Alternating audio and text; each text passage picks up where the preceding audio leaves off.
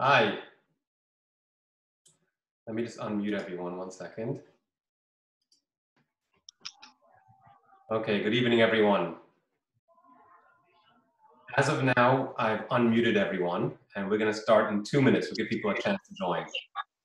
Hi, Neil. Hi, Rabbi Benji. So happy to see you. Nice to see you. Hi, Paula. How nice. Okay, we can give it 2 more minutes. Or 1 more minute.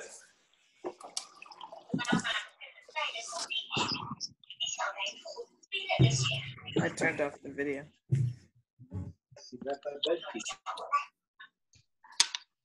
Benji? Yep, over here.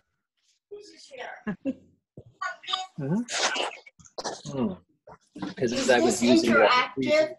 It can be until I mute everyone. Hi, Ellen. Oh, great. Okay. Hi, Ellen. Hi, Neil. Sorry about yesterday, Rabbi Benji. It's better to stay home. Nobody's going to be Yeah. sorry. Home is a good place to be right now. Okay. Benji? Hi. Hi, it's Dan Arbus. How are you? Hey, Dan. How you doing? I'm very well. Thank you very much for doing this. Could I possibly record it so Marlene can hear it? Yes, I'm actually recording it myself, but you're welcome to do that also. Thank you. So I just press record because it says I should ask you. Yeah, go ahead. Mary? Still saying I should ask you.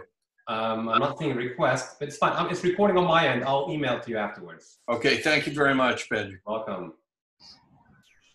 Okay, I think we will begin. Good evening, everyone.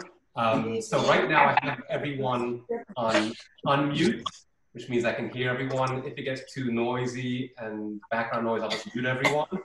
There is a chat, so if you, for some reason you can't hear me or you want to ask a question at any point, you're welcome to use the chat also.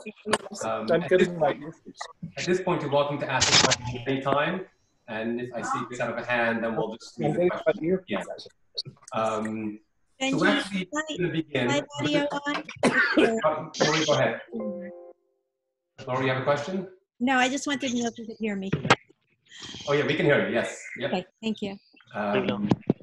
Okay, and again, you can always use the chat to ask a quick question or make a quick comment. It's Brad like Benji from Chabad. I see people are still signing on. We're going to give it another 30 seconds. I see people signing We're talking about like the anxiety of what's going on.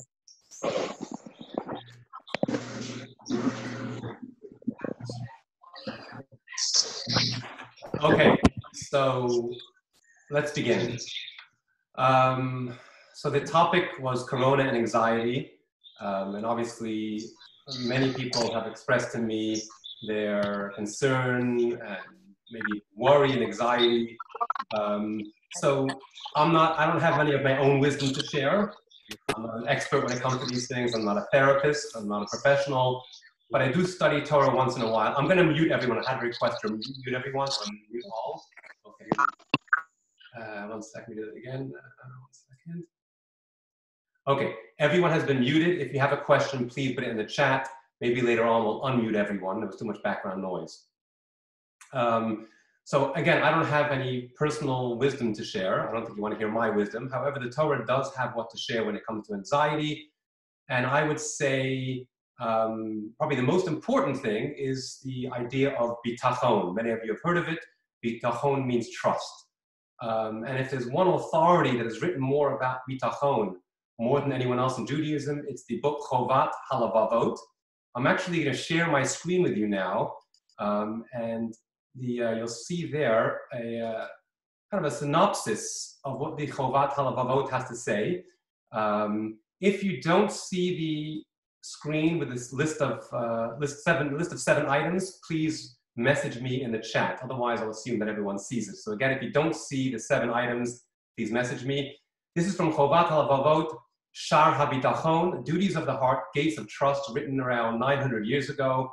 And it's really comprehensive on the concept of bitachon and trust and how that can help us alleviate some of the stress and anxiety that we experience anytime, especially going through a crisis like this. So we'll read it together. This is kind of a synopsis, 7 quick points. If anyone wants this afterwards, I can email it to you. We'll read together, and then I'll share some of my thoughts based on this, primarily number 5. Number 1, Hashem loves me. First idea to keep in mind, these are basically short meditations that are helpful to keep in mind. Number 1, Hashem loves me. Number 2, Hashem is with me wherever I happen to be. Number 3, Hashem is stronger and smarter than everyone in the world, and he can find solutions to problems that seem impossible to solve. Number 4, Hashem knows what is best for me, even better than I know myself. Just as he has helped me many times. Number 5, just as he has helped me many times in the past, he will help me again now. Number 6, nobody can do anything to help or harm me other than Hashem, who has total control over everything. And finally, number 7, Hashem wants and seeks to do kindness more than the most wonderful and kind-hearted person that I can imagine. And obviously these are ideas that we need to allow them to soak in or to seep in. But if we really can focus on these meditations every day, I really do think it changes the way we think, and it lowers our level of anxiety, which is not only good now, but in general, it's probably a good idea in life. So again, I can email this to you afterwards. I prefer if you actually send me an email asking me if you want it, asking me to send it to you. It'd be easier to keep track of it that way rather than just chatting over here. But I want to focus primarily today on number 5.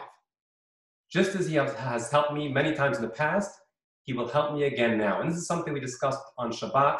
So for those who were here yesterday, you heard some of these ideas. I think the most difficult thing in life, and I'm going to go off this sheet for now. There we go. One of the most difficult things in life is waiting for the other shoe to drop. That sense of helplessness, that there's nothing we can do, and at some point that shoe is going to drop, feeling like we don't have control. I think much of the anxiety that most people are expressing, to me at least, comes from that uncertainty, the waiting, this feeling of being vulnerable or out of control, and we feel like we're just like sitting and waiting for things to unfold, and it doesn't look like it's going to be good things. And I believe that a lot of the anxiety comes from this sense of vulnerability and things being out of control. So the first thing you have to do is take a step back, and let me ask you this, and maybe we'll take a quick poll. Were we ever in control? So if you can just type in the chat, yes or no, were you ever in control of your life? Yes or no? And you can answer in the chat. Okay, I don't see anyone yet answering in the chat, so I hope you can all hear me. Yeah, there we go. We got 1. In control, no. To a small extent, somewhat, no. Okay, we've got a whole mixture of answers so far. Hashem is in control. I pretend to do, okay, no. So getting a bunch of no's, a couple of yeses, only in my reactions.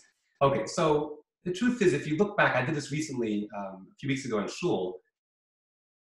If you look back at, when you're 20 years old, you had this dream of what you wanted your life to look like. How many of us can really say that our life turned out exactly the way we thought it would? Very few people. I've hardly ever met anyone who said, oh, I knew exactly what I wanted. I knew how I wanted my life to turn out, and that's exactly the way it turned out. We're really not in control. We have very little control. There's a famous story about the philanthropist, I think it was Paul Reichman. He was once being interviewed, and they asked him about to share some of his thoughts and the secret to success. He said, well, I would say it's 99% mazel, 99% good luck, or blessing from above, I should say, and 1% brains, 1% seichel. And then the interviewer asked him, if there's one thing you could change, looking back, if you could change one thing, what would you change? He said, I'd trade in that 1% seichel for another % mazel, for 1 more % of blessings. And to me, that story is a great story because Reichman did a phenomenal job. He worked very hard, but he ultimately realized that there are other people who also work very hard. There are other people who do make the same moves that he made, and they don't have the mazel, they don't have the blessing, it doesn't work. So we can work very hard, we can think things through, we can plan. Doesn't always work. Some people do the exact same things and it doesn't work for them, and yet it works for us, or vice versa. And it's really a reminder that we're not in control. We're really never in control. And this whole experience with the coronavirus has just been really a wake-up call, a reminder that we're not in control. And it's really, it's really been eye-opening that we realize that we have no control. No one would have thought this within 2 weeks. the entire world has shut down. I mean, it's mind-blowing. And we really begin to realize how little control we do have. And maybe, while I know this is causing a lot of anxiety for us, maybe the fact that we realize we're not in control is not such a bad thing. And I'll give you an example. If you were to think of a segment of the population who have least autonomy and and control, the most vulnerable in a sense, I would say it's children. Children really have no control of their future. If their parents decide to move tomorrow, that's it, they're moving. They follow wherever their parents go. So children have the least control and the least sense of control. They're the most vulnerable, yet typically they have the least anxiety, which is quite ironic. No sense of control and less anxiety. Why is that? Why do children have such a great sense of confidence, or they're not as stressed and anxious as us? So anyone want to suggest in the chat, what is it about children that gives them their sense of calmness and serenity, at least in a healthy family? Waiting for some suggestions. Innocence, okay. From Karen Lawrence, thank you, Karen. Not bad. So if you ask a child, their parents, there we go, the parents from Lori, thank you. Their parents provide them with their protection. If you ask a healthy child from a healthy family, aren't you worried what's going to be tomorrow? They say, I don't know, my parents will figure it out. It's their business. They do the worrying, right? And why do they have such trust in their parents? Because, and any healthy child at least, their parents have a good track record. Yesterday they were taken care of. The day before they were taken care of. And the kid knows it wasn't me. I'm not the one who made everything work out. It was my parents. And if my parents took care of it till now, they'll keep on taking care of it. So in other words, it's precisely because they're vulnerable, that they don't think they're in control. That's why they have trust in their parents. On the other hand, as adults, we think we control everything. We have this false sense of control, or false sense of confidence and certainty, I guess. And as a result, we don't realize that there's someone, our God in heaven, who constantly takes care of us. It was a great track record. If we start to look back at life, we've all been through challenges, and somehow we've made it through.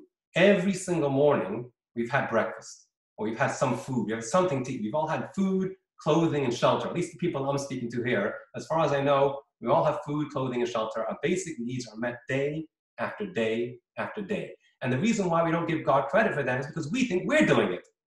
And as a result, because we rely on our sense of control, the minute we feel out of control, we lose that sense of control, we panic. We're full of anxiety. But if we take a step back and say, well, 1 second, I was never in control. It was really God who was making everything work. It was that 99% mazel. Yes, I put my best foot forth, but it was really God making it happen. Well, God has a good track record. He's taking care of me. And as a result, I don't have to worry so much. Or as we read in number 5 from the Chovet Halvavot, just as he has helped me many times in the past, he will help me again now. I saw a great line. I thought it was great. Sometimes we kind of perceive God as a referee. We think God is a referee. But God is not a referee. He's a quarterback. You see, a referee is basically the God is up there in heaven, and he sets the rules, and once in a while, he'll blow his whistle and say, hey, he'll call us out. You're misbehaving. I'm going to punish you. God isn't a referee. He's our quarterback. He's the one who runs the show. He directs us to where we need to be, just at the right time, at the right place, to get to where we need to get to. And we start to see God as a quarterback and not a referee. It allows us to develop that bitachon, that trust that a child has in the parents, we can have in our Father or our parent in heaven. And also, I think if you want to use some imagery, perfect imagery is think of a baby in a mother's hands. The mother can travel all over the world. The mother can go to the doctor's office, the grocery store, to good places, to bad places. As far as the baby is concerned, it all doesn't matter. The only thing that matters is I'm in my mother's hand. And as long as I'm in my mother's hand, I'm happy. I'm comfortable. I'm not anxious. Give me to a stranger, I get anxious. I lose my trust. But in my mother's hands, I feel comfortable. And I think that's a great imagery to have in mind with everything that's going on now, to take the time every morning, maybe every night, every morning, to say the Shema prayer and imagine ourselves like a baby in our parents' hand. And that really will lessen the level of anxiety. And the reason why this is so important is because the more anxious we are, the more susceptible we are to this virus. It affects our immune system. When we're uptight, when we're concerned, we're worried, it actually affects the way we feel, and it affects our immune system. There's a great saying in Yiddish, trach gut, wird sein gut. Think good, and it will be good. And the idea behind this is that our positive thinking actually affects the reality. It's not just wishful thinking, it actually changes the reality. If we're joyful, if we're upbeat, we are healthier, we're stronger, we can make things happen. And I think this is the mindset that it's really important to have this mindset ourselves and to share this with others, that we've got to be positive and not allow ourselves to become all anxious and worried over this, because that actually affects our health in a very negative way. I'm going to unmute everyone for a few moments. If you have any questions, you can ask questions, or you can ask the questions in the chat, and then we will continue. Okay, so you're all back on. Any questions or comments? You can either chat or use the chat or ask them directly. I have a question. Go ahead. Can you hear me? Yes, we hear you, Richard. Go ahead. Thank you. That was my only question. Okay. Testing out Zoom. Answer that one question. Okay, everyone else is good. Okay, so we have already. Anyone else? Lori, go ahead. I just, I'm curious if in this, it helps to, and I know this sounds a little bit off, but if it helps to think of a rebalancing that may be going on, where connecting with the people in our family in a very different way, we're becoming unified, we're all working towards the same goal, politics kind of gets put aside. It's been very helpful Bring this virus, and now we should heal from it. to think about the actual good things that may be happening. Beautiful. Okay, so with that, and I'm just curious if there's anything within the Jewish religion to reframe it in that way. Excellent. To help us think about it a little bit differently, because there are many good things that are going on. I know for me, I've slowed down, and it's been right. Okay. However, Beautiful. I'm going to mute. Go ahead, Ellen. However, for me, it's been harder because I can't see my daughters and my grandsons. Right. Okay, So, let me, and that's the other side of the coin. Yes, things have slowed down. I'm more introspective, but I'm also more careful of where I'm going and whom I'm with. And that it's been hard for me that I'm not connected. Yeah, I cannot be connected physically with my family. right. Okay, so I'm going to Benji, mute everyone. Yep.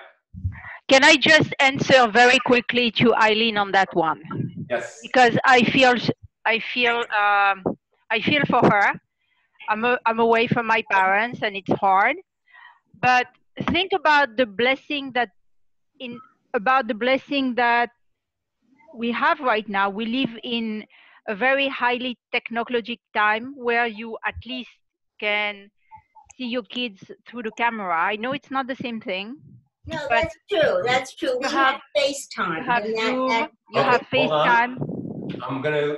I'm gonna mute everyone for a second. Okay, I muted everyone. I apologize. I don't want to get too far off the track. So first of all, to address what Lori, Ellen, and Barbara all said, great points. I just have one question. First of all, Paula, can you put on the chat, what are you making there? I'm sure it looks delicious. I'm sure it's great. So it looks great. Enjoy your dinner. Okay, so first of all, a couple of thoughts. Number one, what Barbara mentioned is to focus on the blessings that we do have. So that's already one exercise, obviously, that I think we all are aware of, but it's very helpful.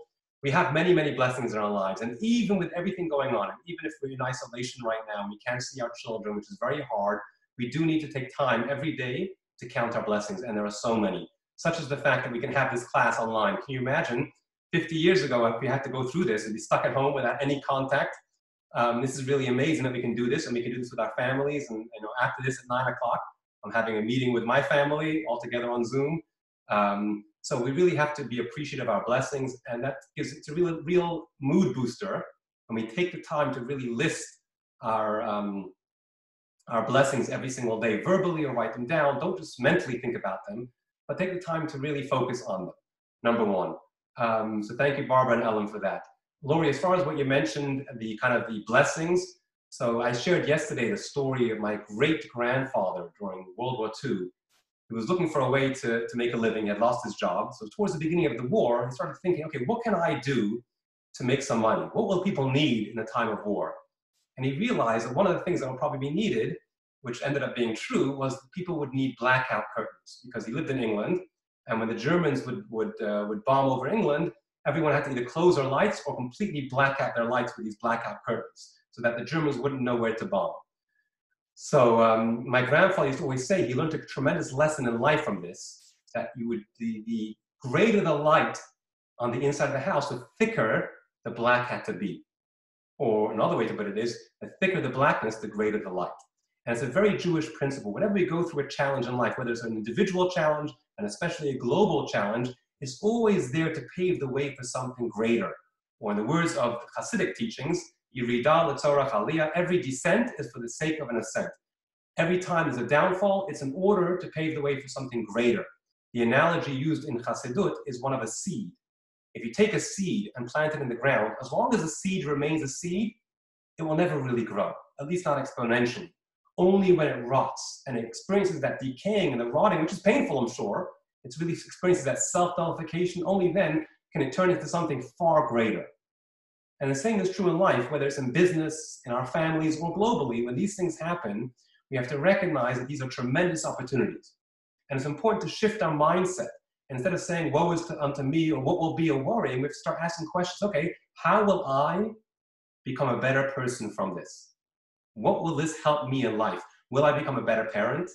Will I become kinder to my neighbors? But just asking that question moves your mind away from the anxiety. We really have a choice. We can sit all day and worry about ourselves and be full of, and the anxiety feeds off itself, or we can stop and think about other things such as gratitude, number one, as we just mentioned, and number two, trying to find the opportunities. One opportunity, as I just mentioned, is finding bitachon. As long as we thought we were in control, we'll never develop bitachon, and you'll always have some anxiety in life and worry in life. And the moment we realize we don't have control of life, we're able to develop bitachon, we're able to develop true trust, which is probably the best antidote to worry and anxiety. It's actually why on Sukkot, the reason why we leave our homes, our brick homes, our strong homes, to go to the sukkah is for exactly that reason. The sukkah is very vulnerable. And Judaism says you should feel vulnerable and recognize your protection comes from God, because that's the greatest strength. The greatest confidence comes from being in the sukkah and recognizing that you're not the master of your own destiny. That's when you develop the true sense of certainty and confidence. So I would say, people saying that their certainty, their sense of certainty has been shattered, I would say it's their illusion of certainty that has been shattered, not their sense of certainty. It was all an illusion, and that's actually a positive thing. So, Lori, 100%, there are many positives that we need to take away from this, and it's up to us individually, as individuals, and then globally also. Society also will gain from this, and that's our job to move forward, but also we should make sure not to lose the opportunity, I should say, as individuals to grow from this. And I'll tell you something else. One of the practical things we can do is to actually take a break from the news, especially if you're on social media or you have WhatsApp on your phone. It's overwhelming. And I realized this last week, Wednesday night. I took a walk with Hinda, and I realized that all I had thought about all day long was the coronavirus. Every piece of news, it's flood, and your mind can't handle it. Of course, we're stressed if all day long we're thinking about this. So it is important to allow yourself to have those breaks during the day and to use that time to spend time with your family. Actually, I thought of something interesting. It says when Mashiach comes, it'll be a day, a yom, shekulo Shabbat, a day that is all Shabbat. And in a sense, the fact that many of us have to stop working, we have to stay home, it's almost like Shabbat. You see, on Shabbat, there are these restrictions. I can't drive, I can't use my phone, and we can just harp on the restrictions, say how terrible it is, or we can use that, see that as an opportunity to strengthen our relationships with the people we love most, with our family, with our soul, with God, and so on. And this is really a long Shabbat. It may be a week Shabbat, maybe 2 weeks Shabbat, maybe months of Shabbat, but we got to see it that way. These are opportunities to really develop relationships with the people we love most. Many of us, especially if we have kids, will be spending more time with our kids over the next few weeks. Good luck, everyone. But don't sit there on your phone while your kids are home and get all upset because they're disturbing you. Put down the phone and look at them in the eye and talk to them, build a relationship, play with them. I actually have my friend developed an app. He's a Chabad rabbi. It's called Present Mode. And again, if you email me afterwards, I can send you a link to download this app. I think it only works right now on Android phones, not on iPhones. But it's a great app. Press one button, it puts your phone on present mode. There's a little logo that says present. It reminds you that you're focusing now on the people in front of you. Whatever you're doing, not your phone, not the news, not the emails, not the WhatsApps. It's really a great app. It blocks every text message you get. It sends back a notice. I'm in present mode now. If it's an emergency, please call me. Only calls are coming through. So it's a great app that really helps with this. But I thought that was a nice thought. Dennis, I see your question about if Hashem is in control, where's our free choice? It's a great question. I don't want to get into that now, maybe at the end of the lesson, because it's philosophical and it's really a complicated question, and I don't want to move in that direction now, so I apologize. We'll leave that for later. I'm going to unmute everyone for some more questions, and I'll continue. Okay, Lori, go ahead. In reference to what you're saying, I just want to make a comment. I'm a therapist and I work with children, and children are so overbooked. And you were talking about anxiety, and I see so many anxiety disorders. And now they are staying home with their parents, and their parents are paying attention to them and to them. And I think it's going to be very interesting to see what happens if anxiety rates go down. I have a feeling they will. Right, excellent, thank you. Okay, good point, Lori. Anyone else want to share a question or comment? Oh, I have a question, Rabbi. Yeah, go ahead. Thank you. So one of the big benefits that I've got out of knowing you for the last year in the congregation is that I have this faith now that even if my body dies, I still have a soul. I'm sorry, can people hear me or not? Yes, yes. Hello? You can hear? Oh, okay, good. So I was just on the phone with my in-laws in China, and they were saying, you're wearing a mask all the time at work, right? And I couldn't explain to them in Chinese that no, I'm not, because I just said thank you so much for telling me, but I can't. We don't have enough masks, and I'm not exactly in a high-risk age group, but I'm not counting on God to save my life or to spare my life. I am counting on God to give me ultimate justice in the next world. So that's sort of, if I sort of embrace the worst case scenario, I could lose my life, I could lose a loved one's life. I have that faith that God is taking care of our souls, and death is not necessarily not necessarily out of God's plan. It probably is. Thank you. Okay, Neil, I muted everyone, Neil, because there's a lot of background noise. But I appreciate what you shared. And basically, the basic Jewish concept is we do our part, and after we do our part, we rely on Hashem to do the rest. We realize that our job is just to do the action, and the results are totally not in our control. And the truth is, we can lock ourselves up in isolation, and God forbid, we still won't make it through this, God forbid.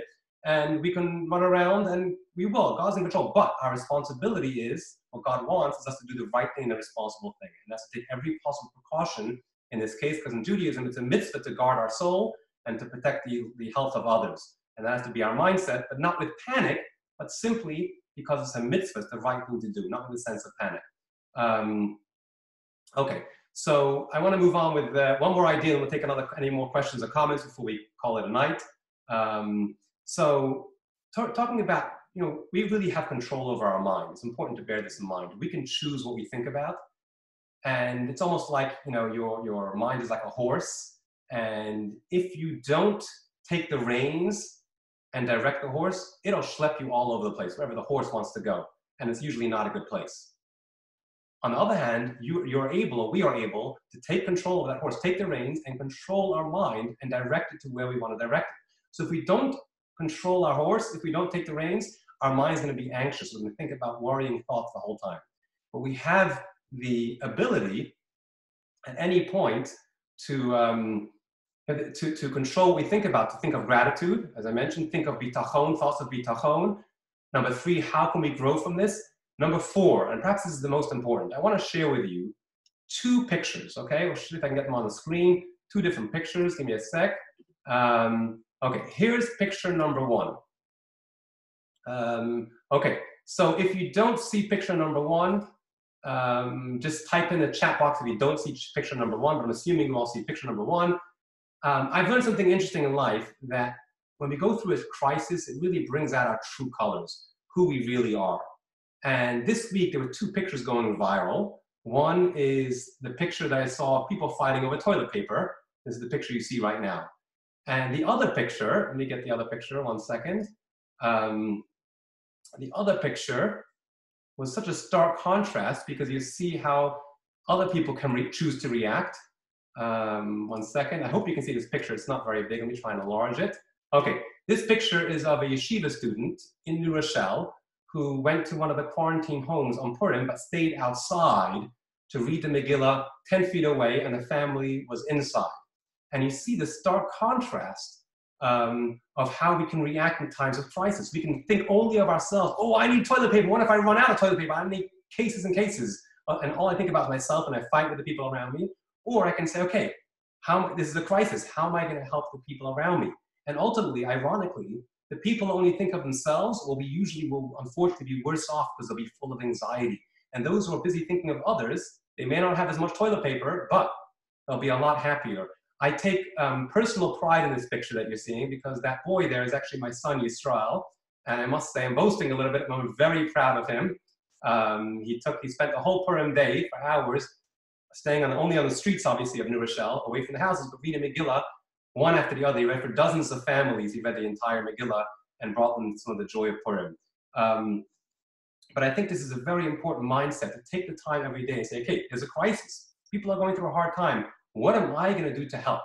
Not what do I need? What's going to be with me? What am I going to do to help others? So, for example, if you're stuck at home and you're over the age of 60 or whatever the age may be, where you have to take extra precautions and stay at home, what can you really do? You can't go running around helping people.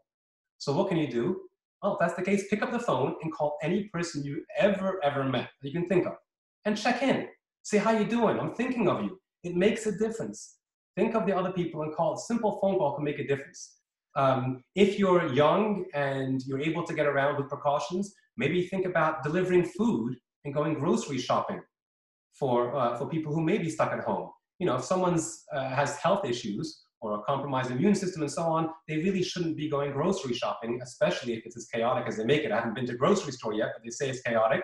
And it's probably the worst place for anyone who has a compromised immune system to be at this time. Offer to go grocery shopping for them.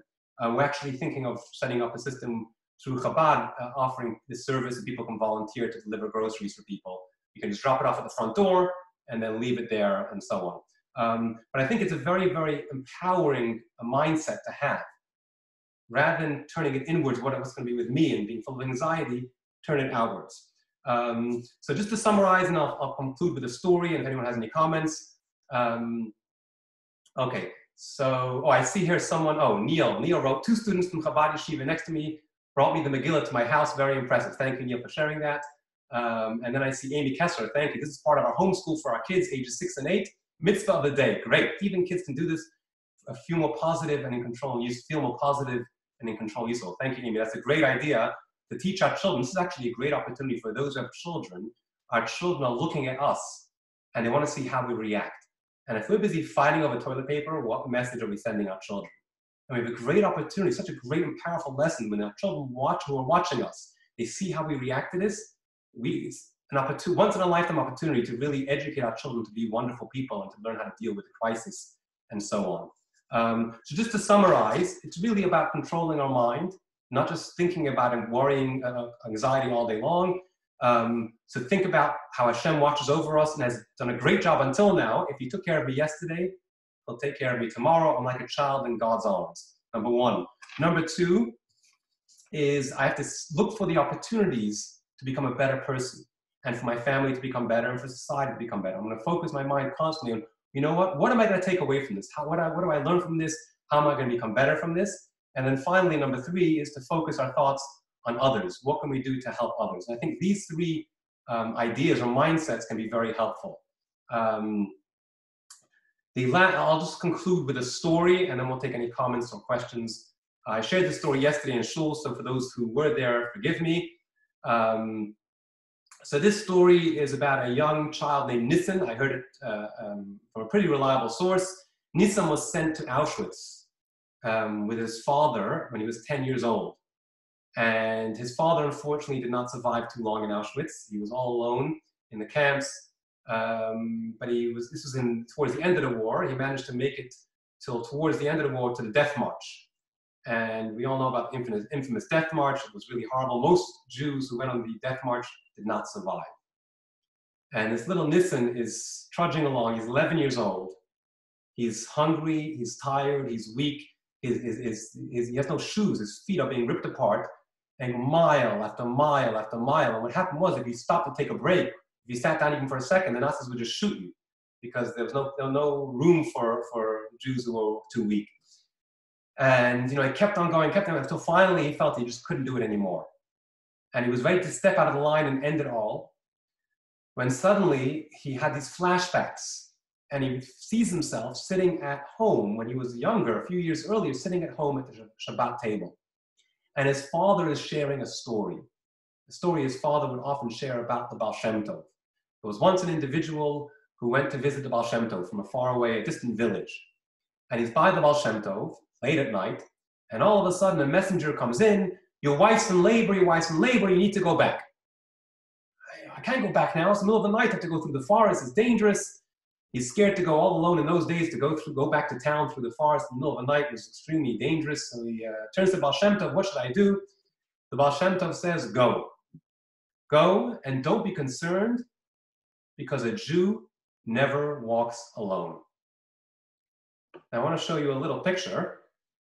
Here we go, 1 second.